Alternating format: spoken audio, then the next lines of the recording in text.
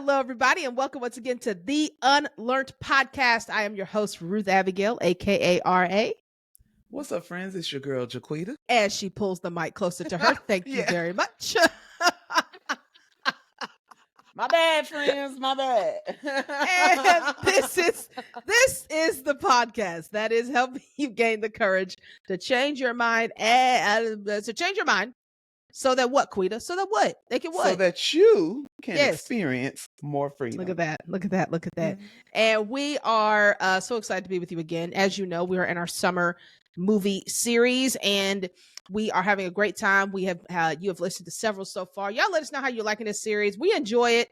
We're enjoying talking about these movies. You know, you just don't even realize how deep some of the stuff was. Really don't. But it like the stuff that we're talking about was going into your psyche. It was. And like, yeah, and it really does inform the way that we lead, the way that we relate, the way that we build and construct, like how we're going to move forward in our lives in different areas. And so it's really good to talk about it. It's good to talk about it. And I and it's fun to reminisce on it and to just see themes, even though it's in us, there are themes that I know I was definitely not thinking about when I saw them the first time. You know what I mean?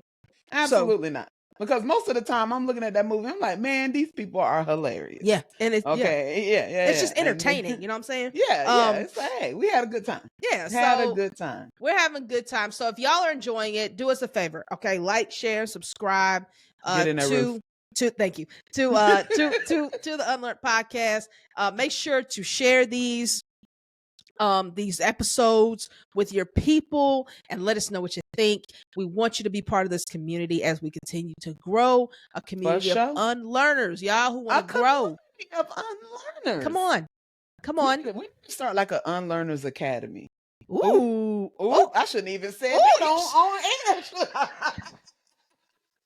All right, y'all stay tuned. Ooh, I like that. Y'all stay tuned. Okay, we might put a little something together. We gonna definitely put a pin in that. Yeah, and we gonna let y'all know what happens. Yeah. I like tell that. a friend to tell a friend. I like that. Yeah. Okay, so we're such middle adults. You put something like a leadership symposium. Ooh.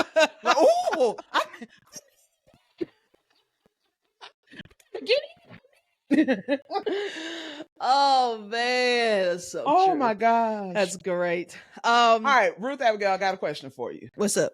As we think about what our movie is today that we're going to talk about, I need to know: are you a DC or a Marvel girl? Marvel. I will say all the way. Marvel movies, DC TV.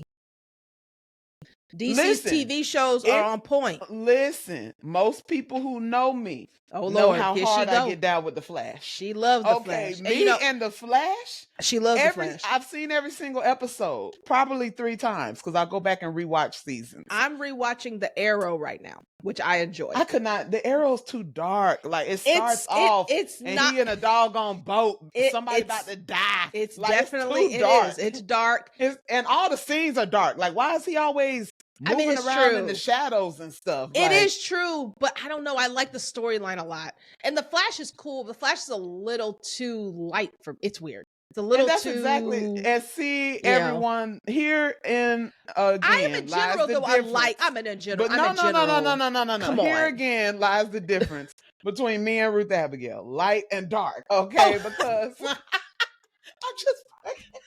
just kidding. Oh man, just jokes, friends. It's hilarious. But I would say, like in our movie preferences, though, probably down. I'm a little bit more upbeat. Okay, Ruth Abigail is the Arrow. Okay, I like the Arrow. He rarely even smiles. Like, it's true. No, it's true. I can't get down with it. But the later seasons they have a little bit lighter feel to it because more characters come. The only reason I really know much about them is because they started doing those cross episodes with the Flash. Exactly. They have. Like, here we go. Now we gotta go down there to their city and get this over with.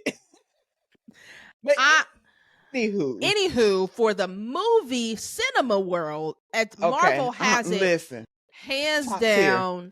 Top tier. You know, one of the greatest IPs ever. Oh, intellectual property.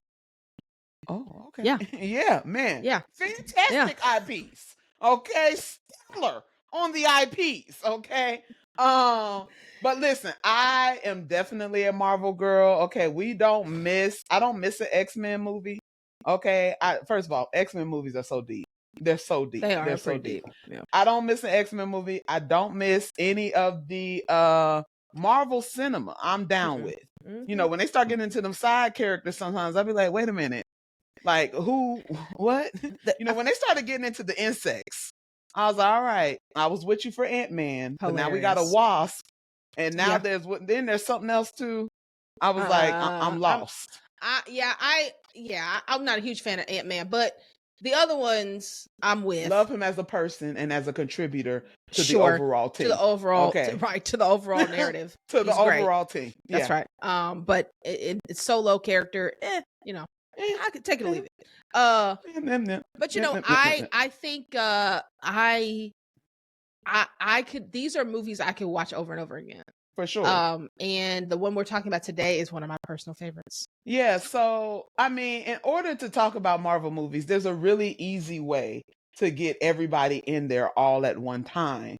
And it is, friends, the Avengers. All right. Let's get in. The Avengers. All right. Now, the first Avengers was a cool introduction to everybody. Love it. Age of Ultron. Nobody really watched that one. Wait, don't sleep on Age of Ultron. Nobody knew what was going on. Age of Ultron was actually a really good movie. We were all confused. You were confused. Age of Ultron was a really good movie. I only went back and watched it because of what happened in Endgame. And they were like, oh, look, he got the hammer. And I was like, okay, why did Captain America, why was that such a big deal? And then I went back and I was like, oh, okay. Now, you know which one I didn't watch for a while was Civil War. But I was like, tripping. Civil War was really good. But I didn't watch that for a while. Winter Soldier, which I know it's not, it's Captain America, but like, yeah. And so it's the Captain America movies though feel like Avengers movies. Yeah. Versus the Iron Man movies, they are their own thing. They are their own thing. You know, but like the Captain America movies, it's like, man, this man stands for us all. Okay. Yeah. And he usually is like, he's rubbing shoulders. Yeah. Okay. With other people. Sure. You know what I still don't understand is how Bucky is in everybody's story. Like Bucky, the Winter Soldier, this man all of a sudden he's in Wakanda chilling. Yeah. You know, in a hut. Yeah. You know, like it is pretty wild how threaded these things are together. Yeah, for sure. I mean, I am just completely fascinated by the storytelling, you know, acumen. For sure. That is the Marvel universe. I absolutely love it. You know, so we are going to be talking about a particular Avengers movie. We debated which one we were going to do. I personally like this one because I like the tense ending. I like movies that are not predictable. And this one, I did not see it coming. I didn't see when I first watched it. You know, I was definitely in the theater, and I was like, you know, I mean, it like they're gonna. I mean, they always win. Like they're it's gonna not pull it through. They're gonna, you know, but it's like, hold on. And so when it ended, it was just like, what? I mean, I remember. Okay, you all know we're talking about Infinity War for sure. Talking about Infinity War. You know, it is Infinity War and Endgame are the ones that like you had to go to the theater. Yo, Lord, to see those. Gotcha. Okay, you couldn't just watch those on the Disney Plus. Oh no! All right, you had to go to the theaters, and I just remember at the end of Infinity War being in the theater, like we felt like our world was like I was looking around like y'all still just here? Felt lost. We just felt lost. When he like. And then you started seeing the little shimmery dust.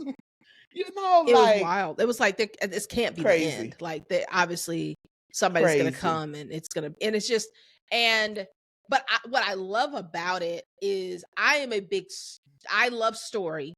I love the process of it, and what I really enjoyed about this is watching kind of what we're gonna lean into today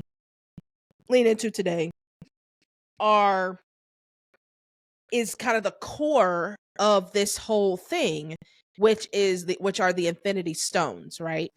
They are the drivers of the conflict.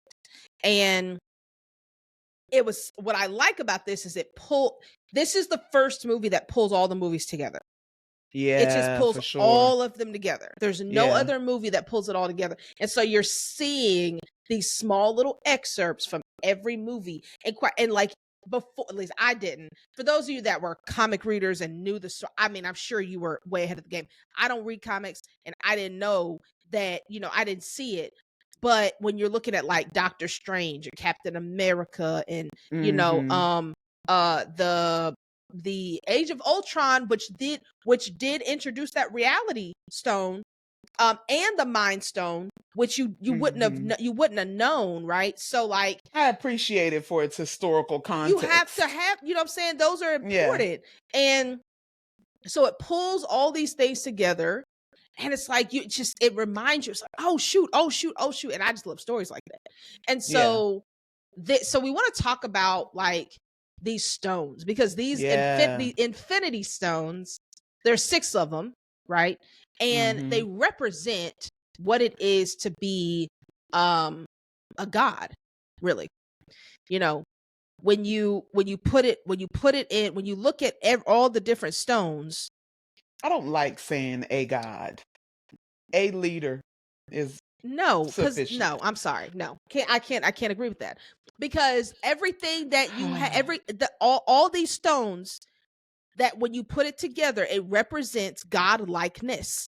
I'm not saying God, but I am saying God likeness. And that is a danger. That's the danger of the stones. And what the danger of what Thanos wanted to do was essentially play God, is what he wanted to do, which was Mm, yeah. destroy and create in his own will.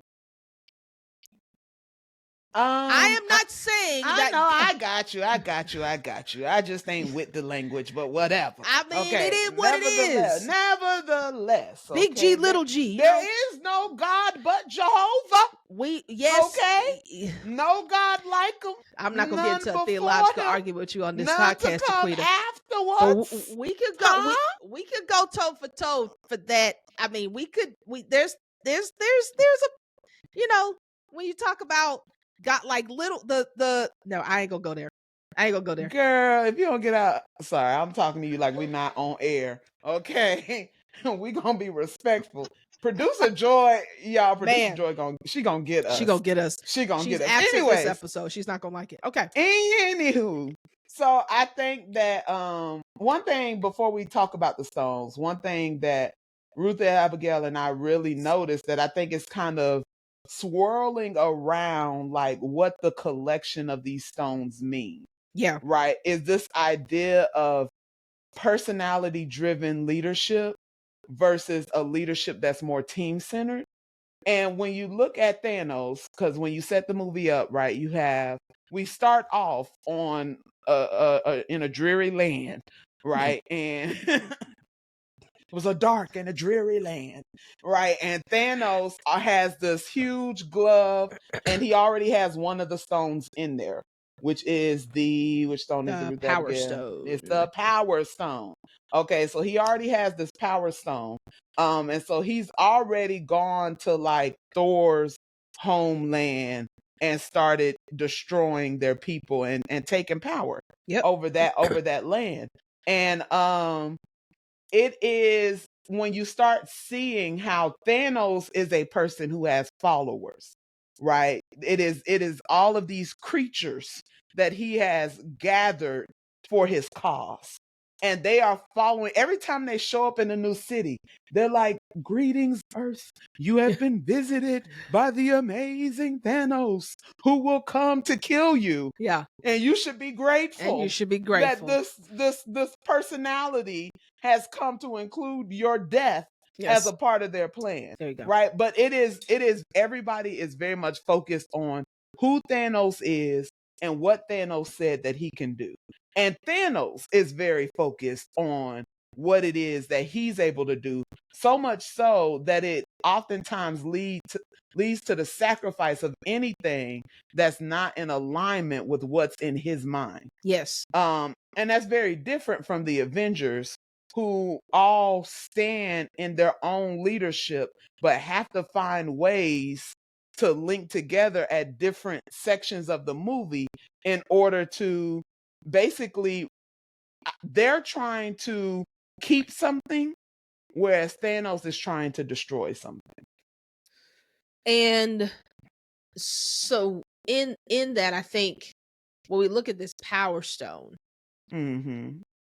and we look at what power is, right? My Lord. I think the you know, the definition of power that I hear the most often is the ability to get something done. And so that when we think about power, I was trained kind of to think about power in the context of community organizing, one of the organizations I'm involved with. And when we would get trained, they would often ask, like, what do you think about when you think about power? And most of the terms were terms like destructive, selfish, self-centered, not caring about people, only caring about yourself, money hungry, that kind of thing. Nothing really positive, right? Nothing really positive about what you think about when you think about a person who wants power. They would ask us, do you want power? Do you want to be powerful? And it was very interesting because it was almost people didn't want to say yes. You didn't want to say yes because you didn't want to be perceived that way. And so, but the reality is you need power. But the question is, what do you need it for? And I think this is the tension in the movie, right? Thanos wanted power to destroy, like you said. He wanted power to enact his own will on everybody else at the detriment of them. Yes. But what the Avengers had to learn how to do was share power. They were all powerful in and of themselves. But what they didn't do is they didn't say, like Captain America could have said, okay, guys, this is we're gonna do it this way, and it's gonna be for this purpose. And all of you are he allowed everybody to, or everyone allowed everyone to function in their own power, and they shared the victory, right? And that's the difference. Power is not bad, but what we have to unlearn, that power is not something we shouldn't want, right? I think we should want to be powerful. You need to understand why you want to be powerful, and you have to make sure that you understand it is not in and of yourself. It is a shared experience. Yeah, you have to be aware. Power is kind of like the chain link that is connecting two big ideas, right? So you have the idea of who you are, and you have the idea of what you're called to do, like, and what that's connected to, like a bigger purpose. And power is what connects who you are to what you're called to do, right? But if you are situating what you're called to do in selfish ambition, or in this is my idea and I'm the only one, if you're situating your assignment in pride, it's gonna fall. It's simple. It's gonna fall, right? You have to situate who you are and what you're called to do in something that's bigger than yourself. That's right. Or else that power will get misappropriated. Yes. And I think one of the most powerful sorry. One of the most powerful kind of examples of the use of power and then the aftermath of it was with the Hulk. In this movie, in every other movie, we're like, all right, Bruce Banner. Smash. Yeah. Like, hey, man, bring out the guy. All right, we need him. All right. And smash some stuff, throw some stuff around, get some stuff done. Like when you need your heavy hitter. All right, you need the big man. He's your guy. Right? And so Loki literally in that point in the movie says, and there he's not even worried. He says, ain't nobody worried about you, Thanos. We have a Hulk. And here comes the Hulk. And he is like going at it, like he's doing what he's always done in the way that he's always done it. Yep. But when you get to something that is greater than where you've been, come on, right? And it defeats you. Work it out. Right? I know, right? Y'all, the fact that we know each other so well, it is scary sometimes. It really is. It really is. She knows exactly what my brain is doing in this moment. Nevertheless, when you face something that you've never faced before that's greater than where you've been, and you're trying to use who you were and what you had before to accomplish this task, Yep. that moment of defeat Mm. made the Hulk feel so powerless Yeah. that he refused to emerge for the rest of the movie. Man. Right? He tucked away, because when you depend, see, this is why y'all need this is why we need the Lord. Mm. This is why we need him, right? Because when you depend on yourself Yep. to get a task done, when you get to that point where you are incapable, unable Yes. to produce anything in a season on your own accord, on your own strength, with your own power, you're gonna have to go back to who created you in That's it. order to figure out, how do I navigate differently in this season. And we see that in Endgame, that Yeah. he you know what I'm saying, he had to go back and talk with himself, and Mm-hmm. and reemerge in a different way, In a different form. in That's a right. different form, Right. and with a different understanding of power. Yes. Now power wasn't brute force, Mm. and I go and pummel through everything, and that really is difference between 20s and 30s. Yeah. And in our 20s, I don't care how meek and mild you are. In our 20s, we were like, hey, all right, this is the way life is gonna go. Mm-hmm. And I'm gonna do what I gotta do to try to make something happen. Right. Whether it's a little something or a lot of something. Whether you were very driven or whether you were just kind of chill. Yep. Right? In your mind, you believe things worked a certain way. Mm-hmm. And in your 30s, you learned, Don't work like that. it ain't really the way That that ain't I how it thought work. it was. Nope. But the hope, we're watching him in the transition. And there are moments when it was, I think that there's, and this will be my last point, but there's something else to be said about when other people know who you are, but you don't believe in yourself anymore. Mm. And so Iron Man, when they're all meeting up and they getting ready to face Thanos' minions, right? Like, Iron Man's like, it's gonna be good to work with you again, buddy. Call him up, bring the big guy. He's excited because he's like, Yes. hey, we're gonna be all right because we got the hope. Yeah. But when you refuse, Yep. to activate what's on the inside of you, you become a liability. Yeah. They That's had good. to keep protecting him. That's it. Because Bruce Banner will get killed in this fight. That's it. That's good. You That's gotta good. hulk up. Even when you don't believe in yourself anymore, you gotta fake it till you make it. So I That's think a part of leadership. The question is, what happened to where you don't realize what power you have anymore? Like, what happened? Oh, And I man, think it's a question to ask, like, what happened? Because it's not that your power's gone. It's that you're afraid to use it. Mm-hmm. So what happened? And I think it's just something to ponder on. That's something to ponder on, I think. And Ruth Abigail, what do you have an instance in your life where you were afraid to kind of be your full self? For sure. Yes. So and I talk about this a lot because it's very impactful. Like, my leadership took a hit in 2021, 22. And we had some transitional pains with team members. And I just felt like a complete failure. And it took me about a year and some change to show up as the leader I know I could be again. Because I was afraid that the same thing would happen. People would leave. I had to transition again, or I would create, the culture would not be healthy. I was afraid of a repeat situation. And I think that's similar to what the Hulk was. He's afraid of being defeated again. He's afraid of being beat up again. It's like, I don't want that. And so I'm just going to, I made safer calls. I did, I wasn't taking I just wasn't showing up in my full self. And I was really leading through fear.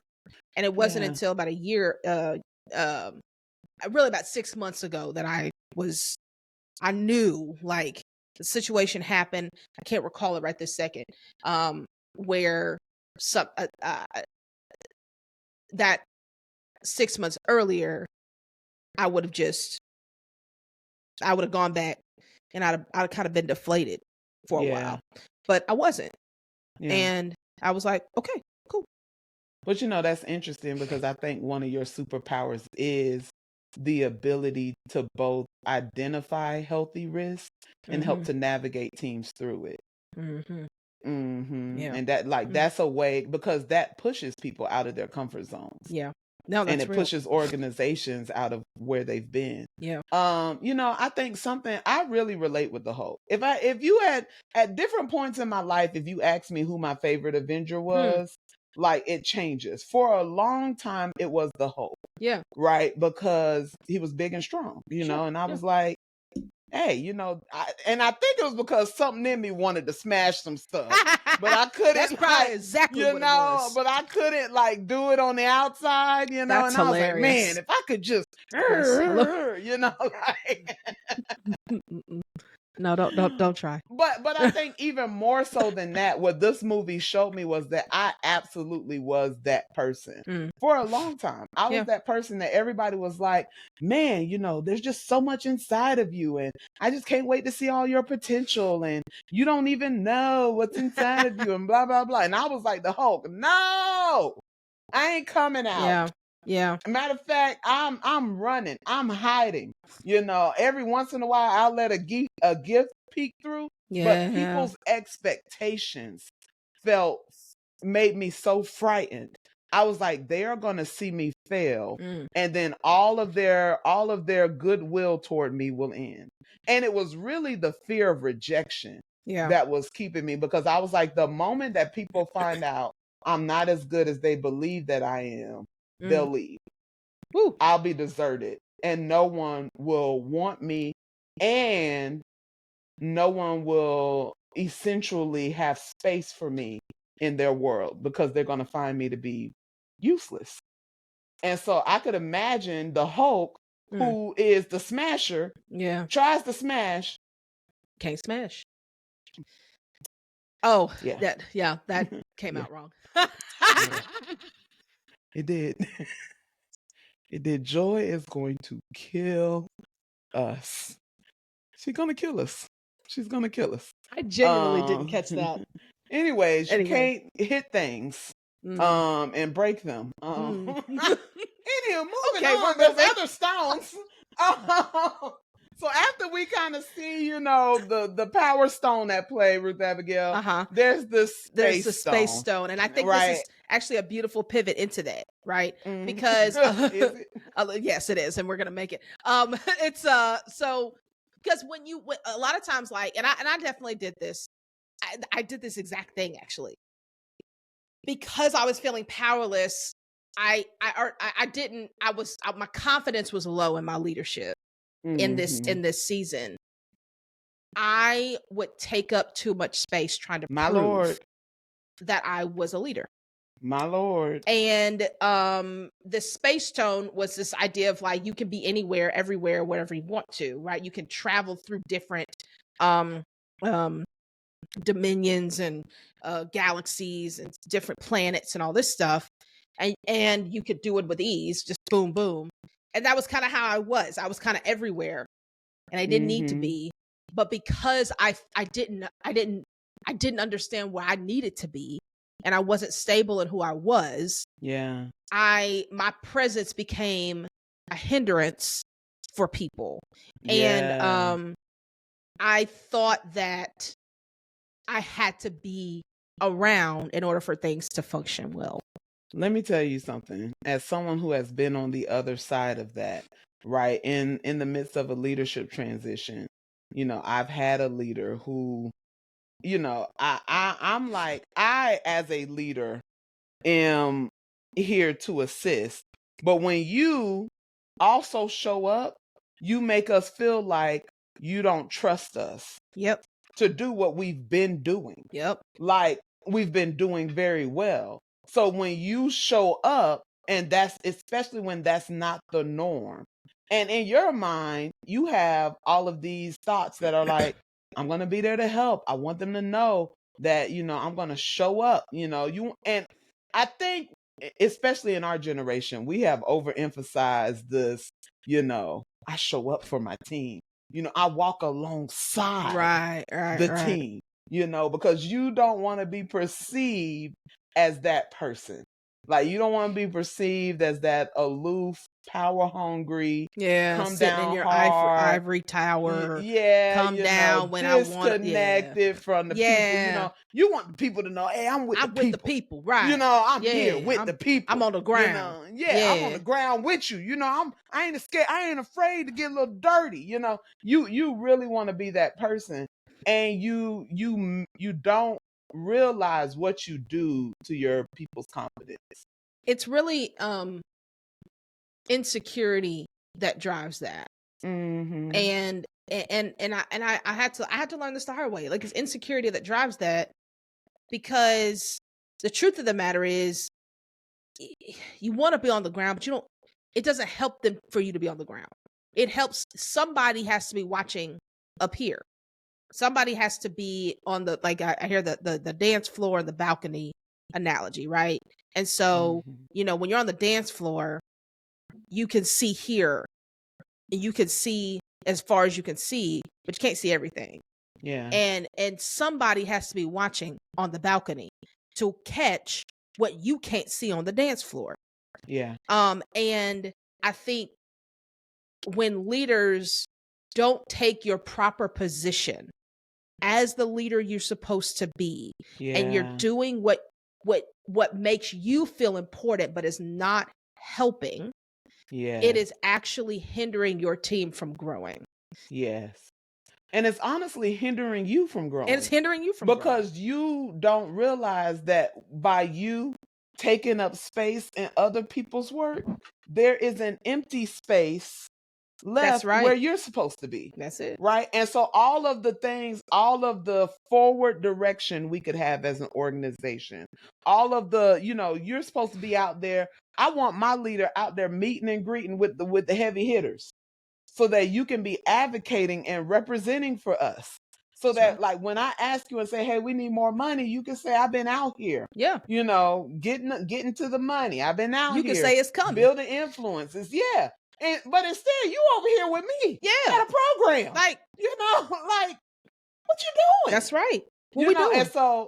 And I think that there has to be a balance, which is why, again, I point to, because I've been in middle management for so long now, the importance of middle managers. It's important, man. This is why you have middle managers who do that, who do the work, who oversee. They don't do the work of the groundwork. I just want to clarify. They're the chaperones. They're out the dance floor. I'm sorry. I'm just trying to get the.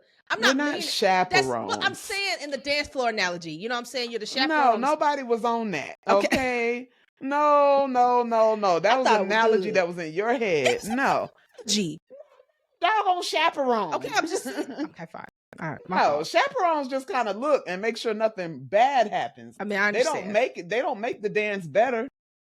They could. They can. A good one can. That's a monitor. And those are the type of middle managers you don't want. I know. The monitors, the helicopters. Jaquita's not I'm just making sure everything's going well here and that everybody's doing what they're supposed to do here. She's not that, nor do I think she's that. If Quita was here in Memphis, it was just a bad analogy. I would work with Jaquita. Anyway, go ahead. Ruth Abigail, I would love for you to work for me. Okay, that would be a grand time. Wait, what? That it would just be a grand time. Me telling you what to do. Oh, wow. Do you see the joy it has placed on my face? I really didn't even understand what you just said. Go ahead. But I think that there has to be, as you're thinking as a leader about how you're going to set up your leadership style, how you're going to set up your, like, an org chart or your team, or how you're going to navigate that, you have to, even when I was supervising students, I told these students, I was like, y'all are going to be leaders in respective areas. Mm-hmm. And you're going to have teams associated with your area. So when I worked in campus life, I had somebody that was over the office. I had somebody that was over events. I had someone that was over the team. Like I had people stationed. I had someone over marketing, right? I had them stationed over different things. And then when we came together as a team, they led us all in those initiatives under my guidance. That's right. Right. And so you have to, as a leader are thinking about, you have to think about how is space situated within my team. Yeah. How am I showing up? How do I want other people to show up? And you have to realize it is not your presence that It's not your dictates presence. the No. nature of the organization. That's It is right. the ideals that you pass down through your leadership style that inspire other people to be leaders. That's the ultimate goal, is not to shepherd people as if they're not going to grow into shepherds themselves. It is to lead and develop others so that they can. I'm trying to get people to take my spot one day. Yeah. And Yeah. I like leaders who are grooming. I like, hey, what you doing over there? Let me learn how you do that right there. Can I sit with you right here? I want to shadow you. That's how you establish those type of situations where you can think about succession. You Because I know, knew I wasn't gonna be in campus life forever. I couldn't do it. I think I will say that, and we can pivot to the next one after this, but I do think this is important to realize that if you feel like your presence is necessary, then two things might be the case. You may not have done a complete job of creating a culture and a value system that everybody knows, or you may not have the right team. And so those are just two things to recognize if you're like because I have honestly felt both, right? Where it's like, if I feel like for whatever reason my presence, I have to be there, one of those two things is happening. And it's a checkpoint for you. Okay, is it a lack of culture, understanding of culture, or culture setting, or value setting, and value alignment, right? That they understand what the values and the culture is of the organization. Have I done my job in transferring that, or do I not have the right people on my team? And that there's that's a real, and you have to evaluate it and then kind of tackle whichever side of that equation you're on, because it shouldn't be that your presence dictates what's going on. Yeah. That you shouldn't have to do that, but sometimes you feel like you do. And if you do, I would ask myself those two questions. For sure. Yeah. What's next with Quita? Reality stone. This was really interesting to me. It was. Yeah. It was. I like that in the movie, like they were fighting a fight that wasn't really there. Yeah, you know what I'm saying? Yes. Like, and they were like, all right, well, Yes. Gamora Yes. was like, all right, I Yes. got to kill my daddy. All right, that's the only way. And then she told, her boyfriend, oh Lord, what's his name? I forgot it too. Star-Lord. That's his name? Yeah. It's not something different? Okay, yeah. No, it is something different, but that's his, like, Yeah, you know how that's like his... Spider-Man says, oh, sorry, we're using made-up names? Yeah. That's right. Yeah. I can't think of it right now, but his made-up name is Star-Lord. And she's like, hey, if anything goes down, I need you to kill me. Yep. Right. And so they go out and their emotions are all tied in it, like she's crying, everybody is emotionally fraught at the scene, and then it disappears. Yeah. And then you hear Thanos in the background like, oh, so you do love me. Yeah. You do have tears for me, daughter. I knew it. And it's like, wow, we were fighting a battle that wasn't even real. Man, I think this man, that is dang, like it's such a powerful scene. I love how you talked about the emotions that were all in it that made it was almost like that's really what the how the scene was created. It was almost like through the emotional connection to what you want to happen.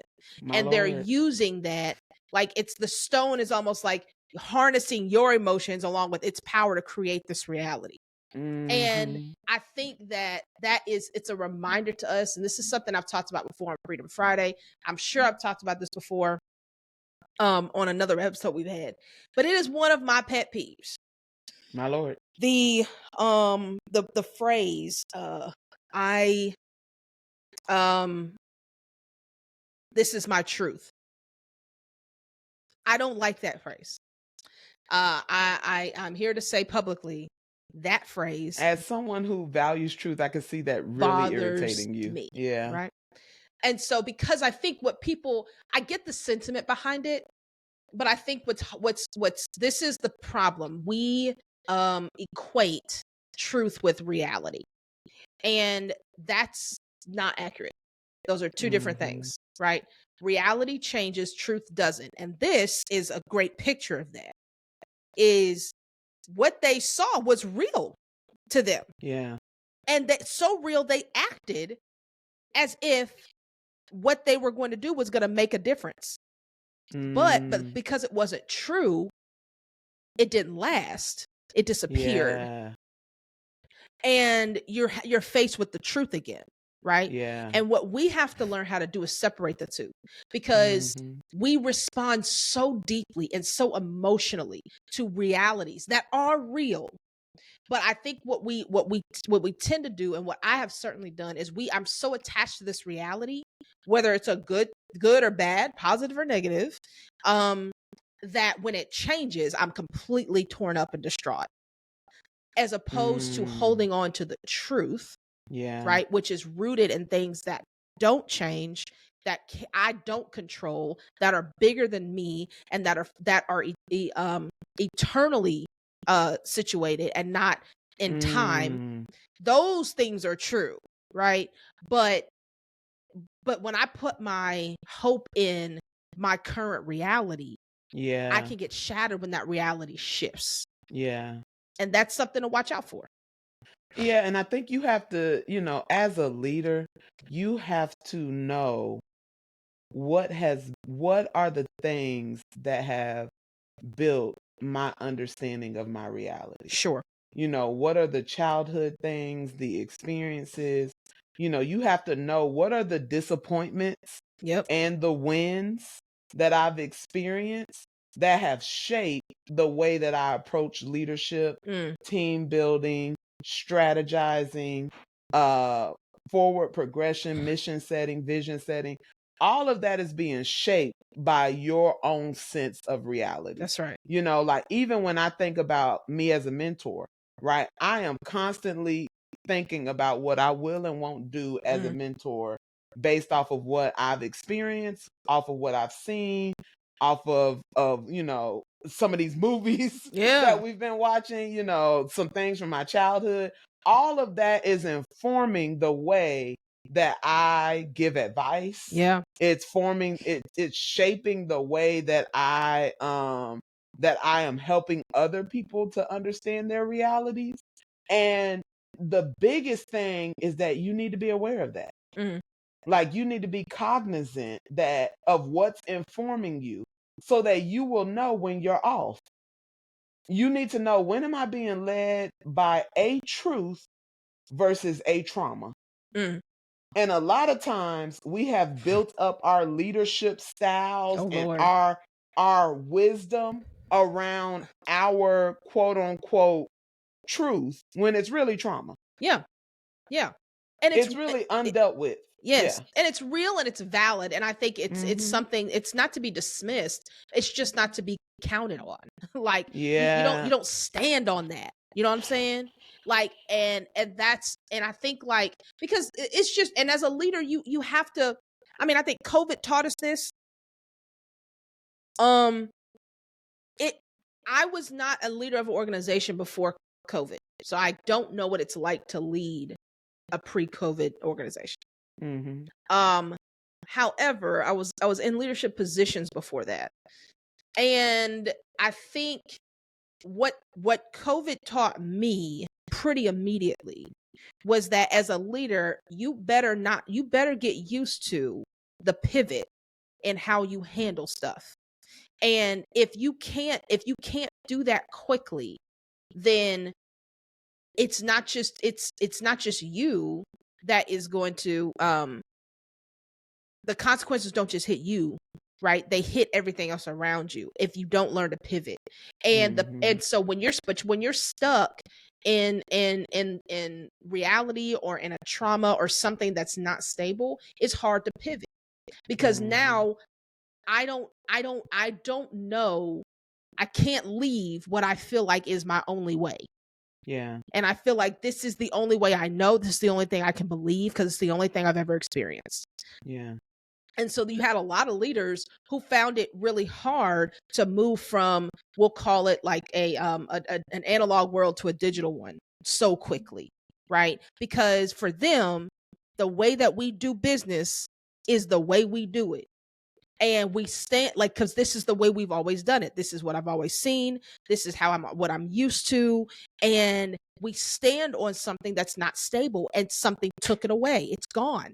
Yeah. What are you gonna do now? Right? Yeah. We saw that at in churches. You can't gather. What are you gonna do? Yeah. The power wasn't in your current reality. It's in the truth of what it like. Okay, so the reality is we gather, and the methods are your reality. The how you do it, that's cool, that's your reality, but that's not the truth of what you need to be doing. It doesn't mean that you can't stand on something else. So I think you got to be willing to shift how you do things and understand that you can do that without losing truth, but your reality will change all the time as a leader. Yeah. No, I think that's key. And I think that's something that I think that is the ultimate thing that these Avengers are having to deal with. Yeah. They are superheroes. They're used to, using their little powers, making a thing happen, and getting reality to shift back to what it was. Yeah. Like they have been maintaining reality this whole time. Yeah. Like they are almost the keepers of it. That's right. And then Thanos comes and he's like, I'm about to disrupt all of this. All of it. And they are fighting to maintain what they have. And so I think that ultimately is what they have to deal with, because when we get to Endgame, we're seeing everyone have to grapple with a new reality. That's right. Yeah. Okay, what's the next one? Soul Stone. The soul. Got soul power. I said a soul power. All right, that's a callback to another episode. Callback to a previous episode. Yep. We need to do like some guess that movie games. That would be fun. Yeah. Okay, so I think this is, as we were talking, Quita, I'm just going to ask this question, right? Because I think this, we were talking beforehand, and I feel like this question encapsulates the kind of heart of this stone. And it is, are you so relentless in following that one thing, whatever that thing is for you, that no one can tell who you really are beyond it? That part. Right? Yeah. No. Are you so relentless in this one thing, in your purpose, in your destiny, like Thanos was? He was like, it's this and nothing else. And he was so relentless in it. It's like, who are you really? And he struggled with that, because you made a point. He had come to that point before. He couldn't make the sacrifice, but then he came again and said, I can't. I am 10 toes down on my destiny, so I'm going to do it. And it's like, who are you, man? Are you somebody who loves your daughter or not? Yeah, but here's the thing. One, his daughter didn't know that he loved her. That's right. She was sitting there and they were on that mountain. Yeah. And the little red man was like, hey, listen, in order to get the soul stone, you must sacrifice one that you love. And she's like, ha, because you don't love anybody. All you love is yourself and your little mission. And he got tears dropping from his eyes. And Yep. she's like, what you crying for? Right. And it's like, baby, you. Yep. Yep. You. You don't even realize. Yeah, you, of all the people he could have brought to this little cliff, Right. you about to get thrown Why- off. But that's something so deep. How the things that you are inwardly prizing and have all of these deep feelings for, but you have no commitment to them. Yes, Right? that's good. There is, we focus a lot on self-care. Mhm. Right? Like, like, oh yeah, you got to practice self-care, so like you got to like, get your nails done and your toes done and get massages and go on vacation. I mean, those are good. Rest your body. But self-care really becomes a lot about like body care, Mhm. and mind care. But we don't really practice soul care, absolutely. We don't really practice like what are the things outside of work, which honestly is what we have made purpose. Yes. We have started to align purpose with career. Yep. We started to Yes. align it with this is my job. Yeah. But you are so much more. You're Your more than that. purpose is not single focused. No, that's It right. has to be all encompassing of who you are. That was definitely something I had to learn from my 20s to my 30s. In my 20s, I was so focused on what job I had. I was like, I'm in nonprofit. I got to make this the thing. I teach freshman seminar classes. I got to make this the thing. Oh, I do campus life. And I was really focused on what was the thing I was doing and pouring all of myself into that thing. And what I'm learning, in these later 30s. Sure. Because, we're now on the latter end of this thing. We don't Every have to time I keep hear saying 40, it. I'd be like, We don't child, have to if you keep saying it. round up. We don't have to keep saying it. We don't have to keep saying it. All right. 40, 40, 40, 40, 40, 40, 40, 40, 40, 40, 40, 40. Okay. But but I think one of the things I've had to realize is I'm like, the job, the title, the position, it doesn't matter. No. As long as I'm in the place that God has positioned me in, anywhere I go. And now there's different elements to my life, right? I have church life, I have work life, I have podcast life, I have friend life, I have auntie life because I got nephews and nieces and such out here in these streets, right? I have relationship life soon, right? I have all of these lives, right? And so my purpose doesn't clock in and out. Yeah, that's right. It's not like, hey, when I went to work, man, I was in purpose. Then I came home and no, when I come home, my phone is ringing and a friend needs something or our mentee needs something or our family member is calling for something or I get home and the Lord is like, I want to show you something. I want to show you what's next. Your purpose is all encompassing. How are you treating the people who are also a part of what makes you? Yeah. You. That's right. And so Thanos missed that. Yeah, entirely. He missed anything that his soul was connected to. Yep. They were not connected to him because just in a previous scene, his daughter tried to kill him. Right. That's it. Like in the previous scene. She cried about it. Yeah. But she was but like, she was gonna do it. She was gonna do it. She was gonna do it. In she her did reality, it. No, she did it. She did it. That's Yeah. right. She did it. With the little knife he gave her. There right. There's a and I've mentioned this book before. But one of I know Quita's favorite authors, Stephen Covey. Yes, and kind of we love a Stephen Covey. There's a book called First Things First, and this to me it is very much talking about what we're discussing, and it is a book that I don't say this about many books, but it changed my life in the sense of I was going through a leadership program, and one of the things we had to do was write out our purpose statement, which, I've done a million times in different programs. And I never really I made really nice statements, but I was never really connected to any of them, from being honest. And I struggled with this one even. We made it at the beginning. This was a couple months into it. We had to read this book. And it talked about purpose. And it took you through some exercises that broke down the roles that you have in your life. And then who those roles impacted, right? And that when I saw that, and I really kind of listed all the roles that I have, right? Leader,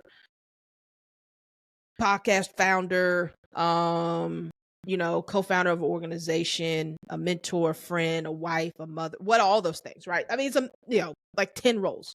Mm-hmm. And then I saw who was attached to those roles.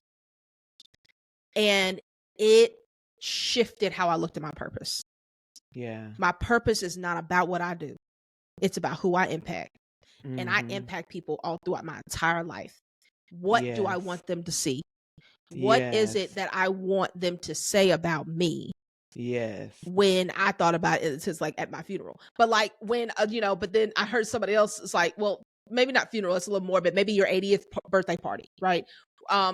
How do I want my husband to talk about me at my 80th birthday party? Mm-hmm. How do I want my son or my children to talk about me? How do I want my my friends to talk about me? And that's what my that's what my that's what my purpose is. Yeah. And so I developed a purpose statement around that. Yeah. And I wept when I got it. Oh, I wept. no. Because it was like, that is me. That is me. And I don't care what job I have, I will show up as that person all the time.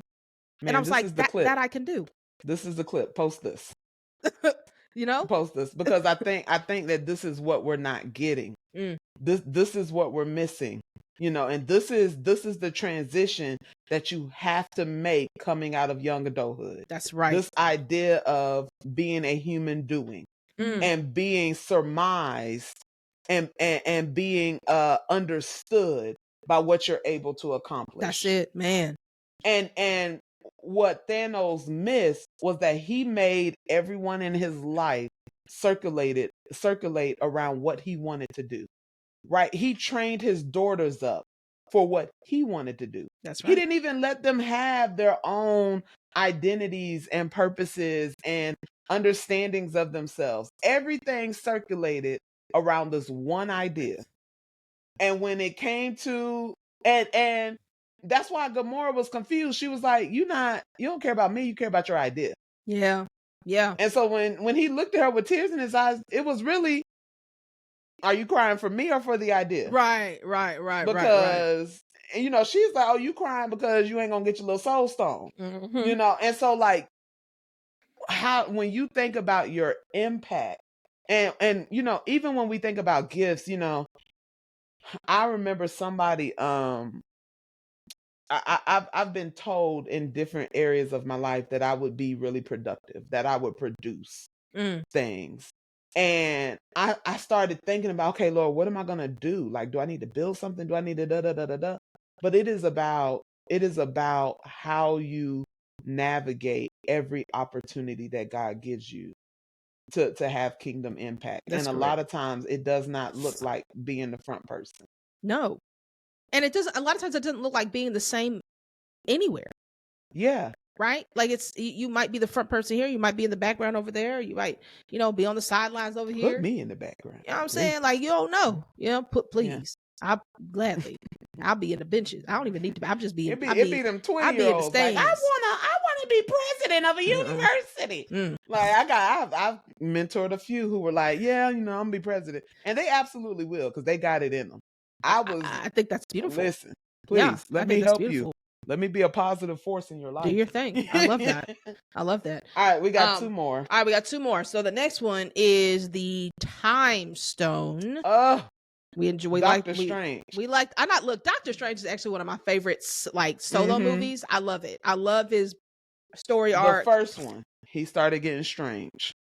He got a little too strange. I like it. In that madness one. I get it. That was a lot, but I did enjoy it. It was a lot. Draw the line. I enjoyed it, though. Draw the line. Yeah, you wouldn't like that one. Quita wouldn't like that. Nah, it was too much. But I enjoyed it. And that was one because, again, I'm a Marvel girl. I was like, we're going to the theater. And I was in there like, I got to go. Like, I know good and well. I know good and well y'all didn't play with me like this right here. Hilarious. But I do love Doctor Strange. Yes. He got a lot going on though. He got a lot going on.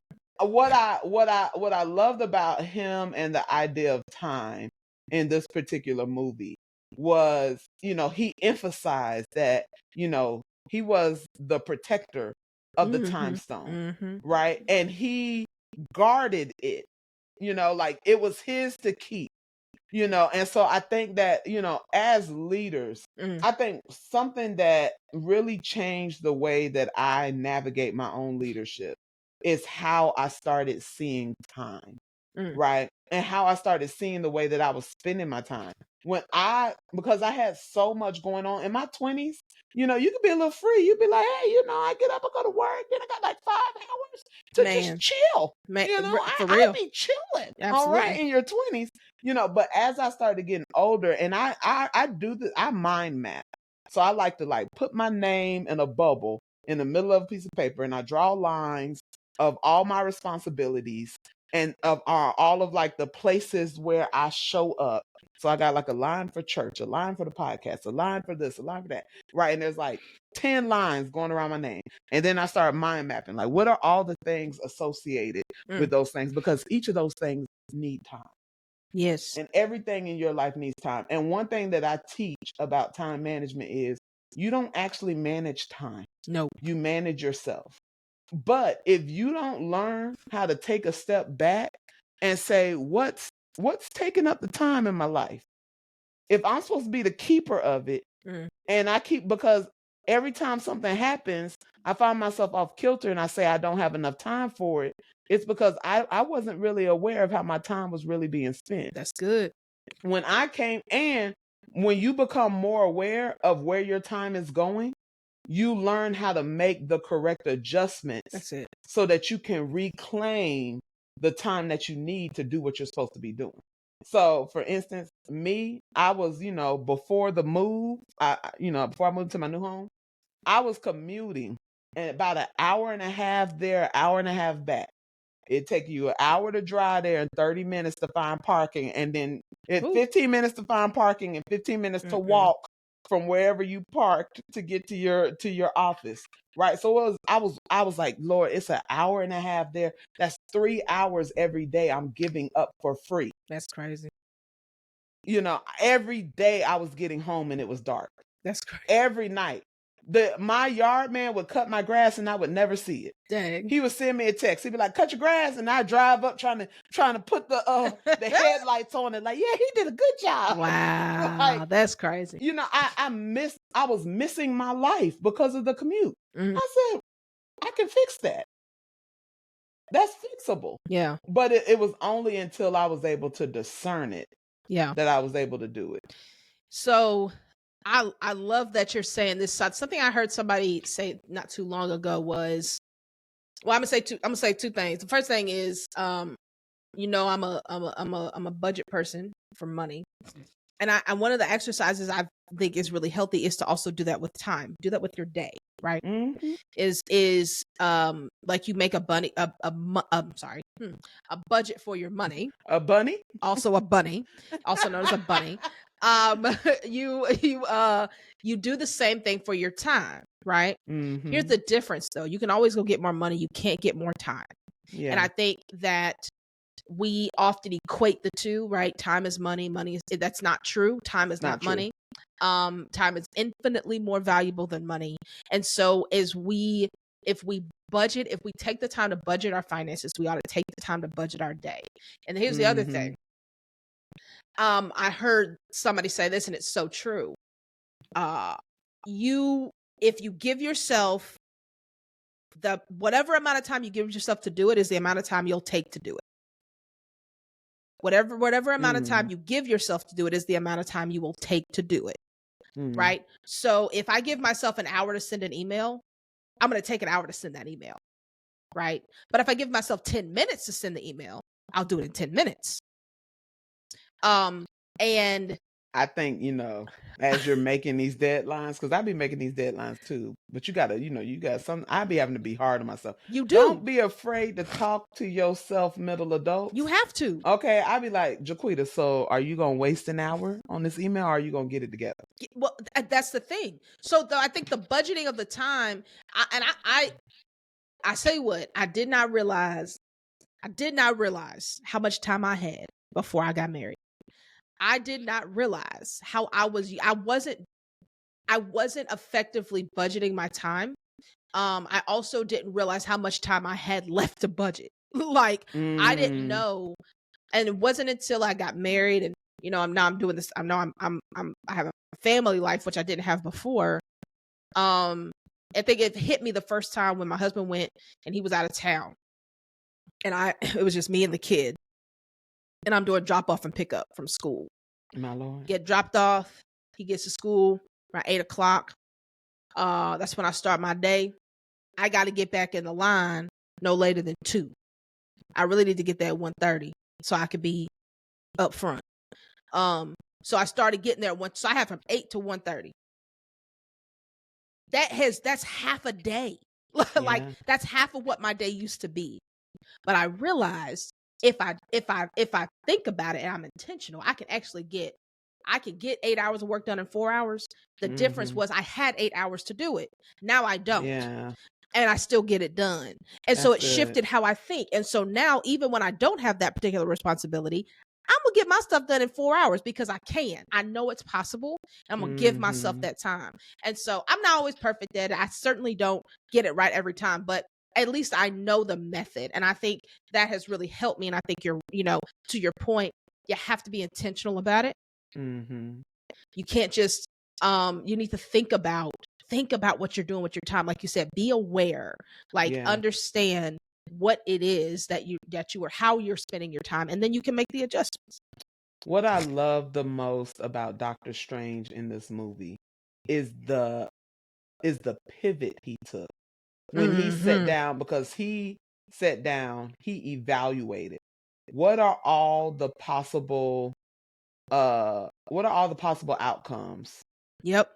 And which outcome will lead us to a potential victory. That's right. Right. He sat down and he went backwards and forwards in time and planned and thought through, how are things going to be impacted by different decisions that we would make, right? How will a decision impact an outcome? And that is such an important and necessary tool of a leader, to be able to forecast. Yes.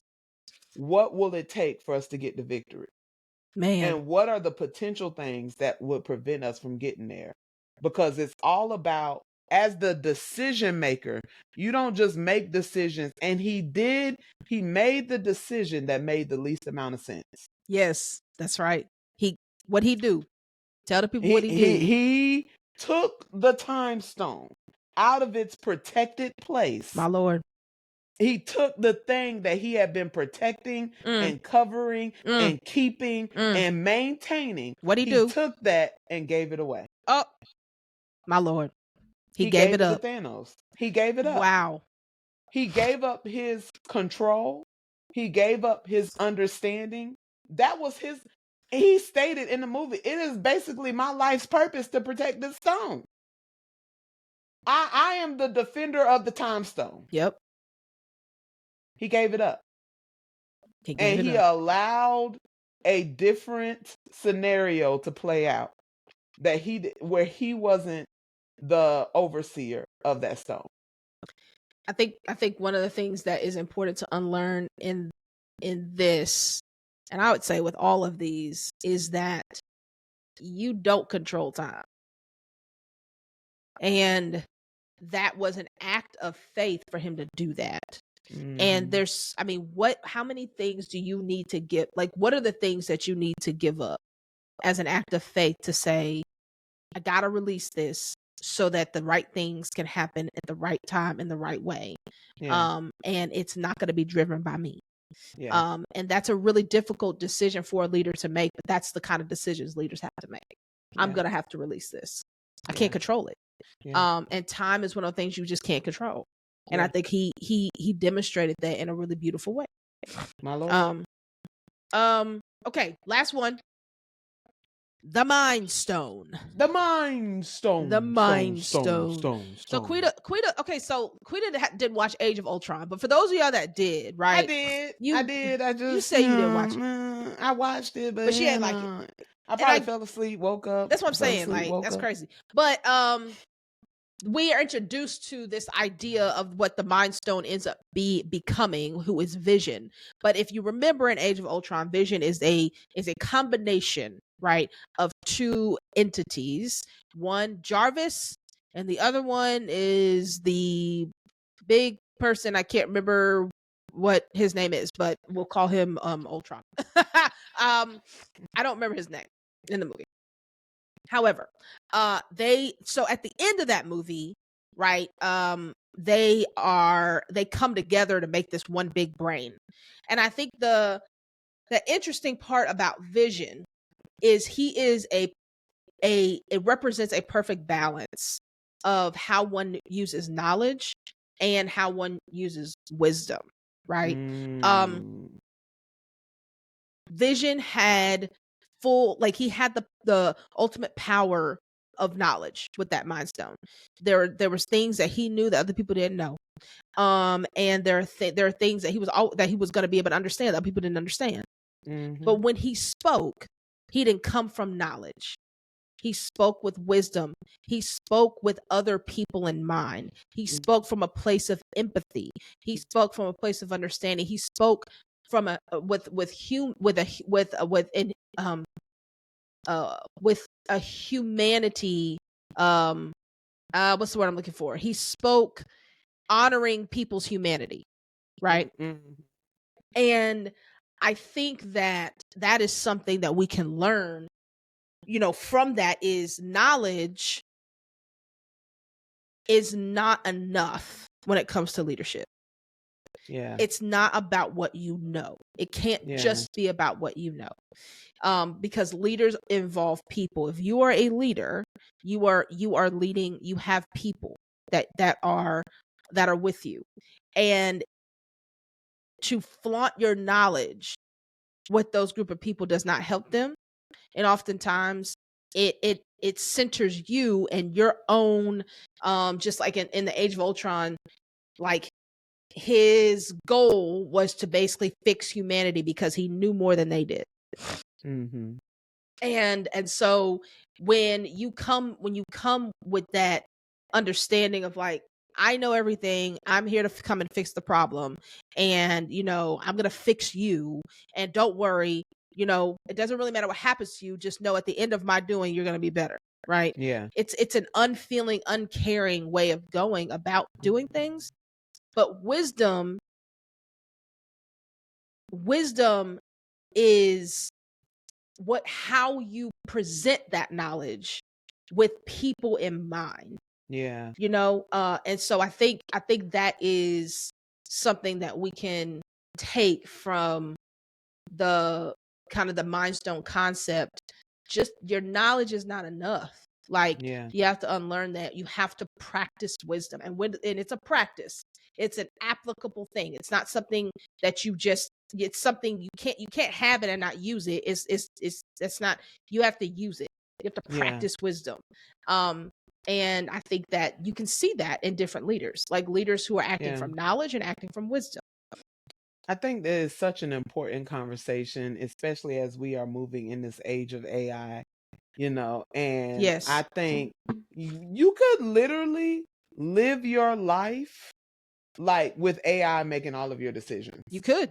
Ruth Abigail's like, I've thought about it. Well, hold on. I am an avid chat user. Love chat. And chat go together. I love chat. Listen, chat threatens my very position in Ruth Abigail's life. Ruth Abigail's like, I don't need the wisdom of a friend. I'll just ask chat. Hey, man.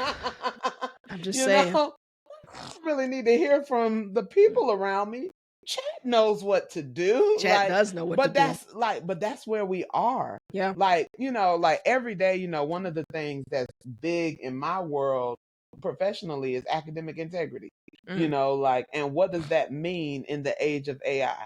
If a student used, Chat GPT to, brainstorm, and then took the brainstorm and made it their paper outline, and, then we put it in the turnitin.com, and it says this paper was written 60% by Chat GPT. How do we navigate that? Is that a real thing, by the way? Do y'all do Yeah. that? Y'all could do that? Yeah. Really? Turnitin.com. Turn feel like I shouldn't tell people that. Interesting. I'm sorry, go ahead. But yeah, no, like there are AI systems that can tell you what percentage of a paper was written by AI. Ooh, I'm glad I ain't Like in school no it's more. embedded in some of the coding as Yeah, well. Like yeah. yeah, you're not getting away with it like you think you are. You know, Fair. please, if I could give one message today, do not go and copy and paste the whole paper from ChatGPT. No, you That's don't not do gonna that. work. That's no.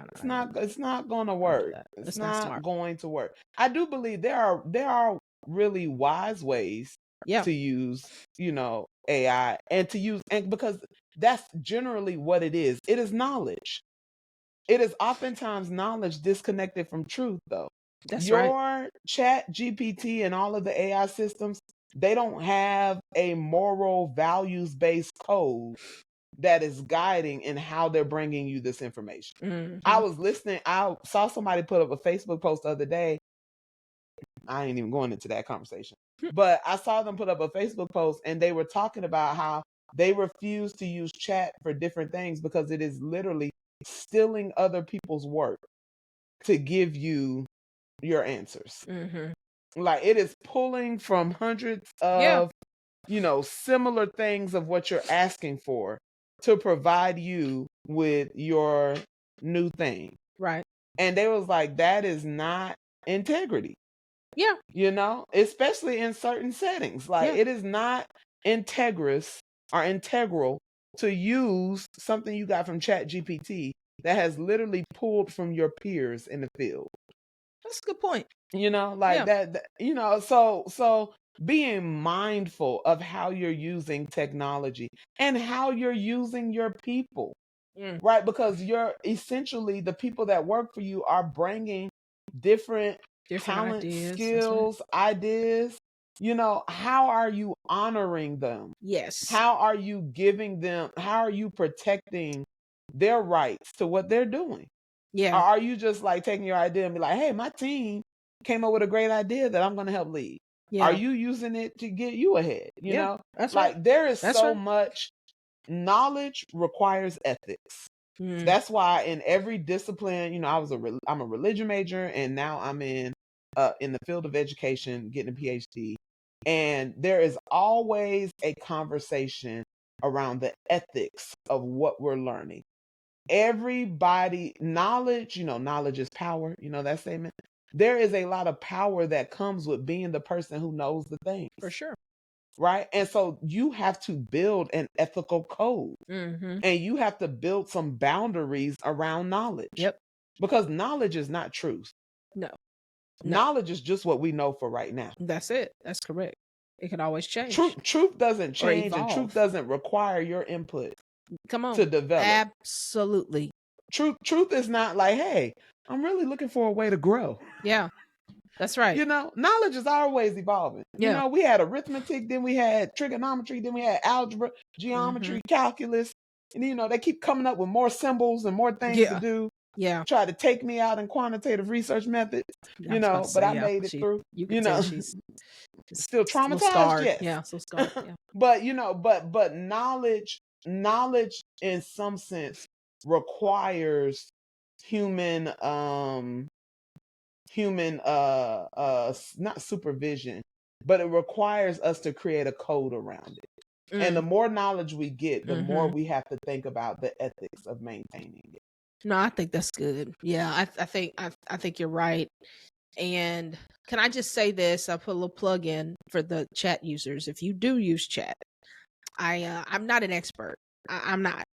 But I use it a lot. And Every day. I do. A couple times a week. But I think a way to think about it and just kind of how do you use it wisely, right? I think one of the ways that I'm hope I'm using it wisely is thinking about chat as not a as not a producer but an assistant. and don't use it to produce things. You use it to assist you in your production of things.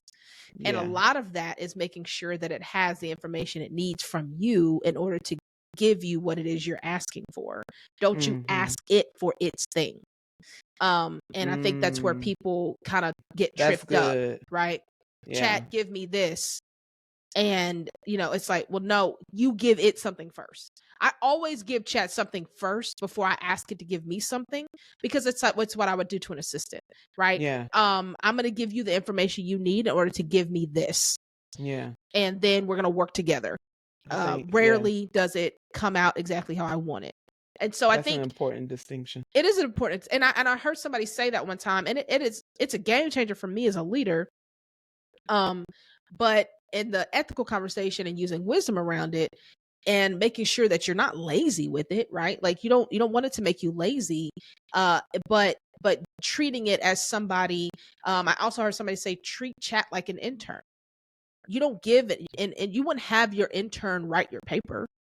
Who does that? It's an intern. They don't know what you know, right? And so, but you would have an intern do research for you, right?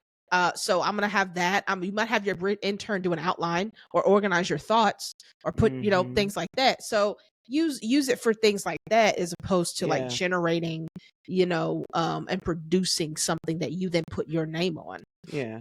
You know? I think the thing that scared me with chat a couple of weeks ago, this was hilarious. I was in a meeting with some of my co-directors, and you know, I was like, you know, I used to be, and somewhere still on the inside of me is a spoken word poet. It's still there. You know, like in college, you know, I was doing the slam poetry contest. I held my own slam poetry concert with another amazing poet. Like, you know, you know, I used to get down in the poetry world till I realized that it was a little sad and scary sometimes. But I you know, I used to really write poems, and I was like, I know chat can't write no slam poem. Like, I know it can't spit something that you know, y'all.